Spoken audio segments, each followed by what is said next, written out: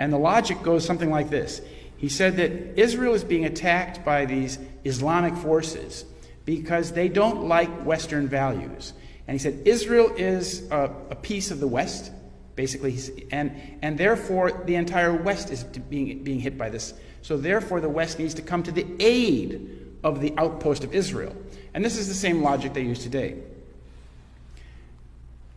The father of terrorism, our modern concept of modern day terrorism actually started in Israel. And the nation was founded in 1948 very much on the back of international terrorism.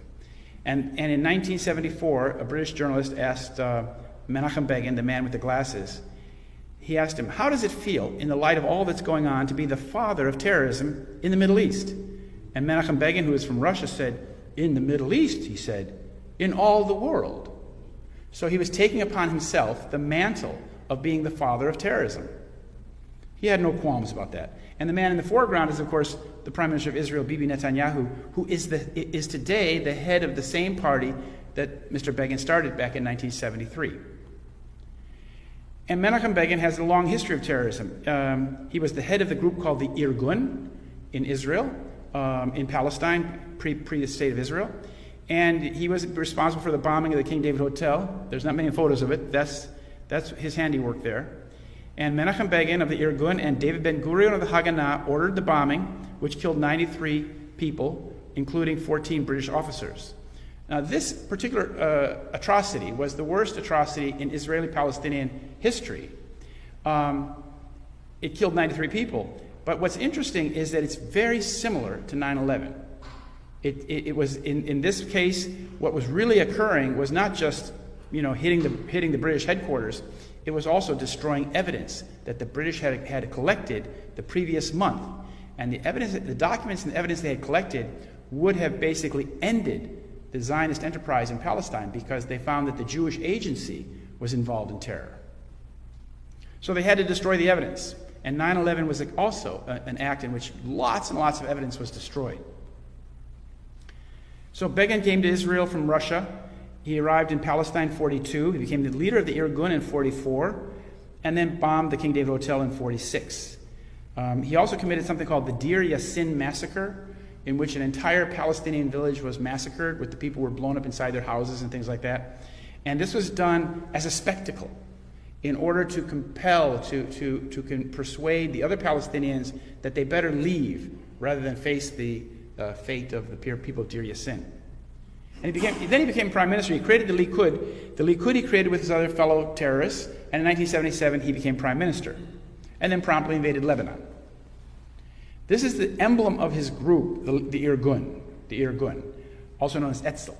And you can see that they have this notion of a biblical state of Israel taking up a much larger piece of land than what is today Israel. This is called Eretz Israel, or the Greater Israel. And this is the notion that people from the Likud have, that they have a God-given right to the whole biblical notion of Israel as far as it could expand at any point. So it goes into Jordan, it goes into Lebanon, goes into Egypt, goes into Iraq, even goes into Saudi Arabia. And as you can see on this emblem, it says in Hebrew at the top, Rak kach, meaning only thus. The only solution is the gun. Only with the gun will we accomplish the territory that we desire.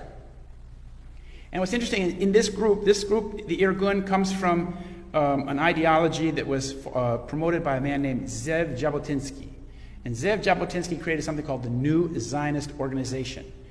He died in 1940, Zev Jabotinsky did. He actually wrote in 1922 that there had to be built an iron wall between the Palestinian population and the Jewish population. And that's what was built after 9/11. If you recall, in 2002, 2003, Trump wants to build his wall. Well, Mr. Ariel Sharon built his wall across the Holy Land. So if you go to Bethlehem today or Jerusalem, or if you go to the West Bank, you'll see this big wall. It's 40 times longer than the Berlin Wall and twice as high. Well, what happened when Mr. Jabotinsky died in New York City is Bibi Netanyahu's father took over that organization in New York City. And his name was Ben-Zion Milakovsky Netanyahu.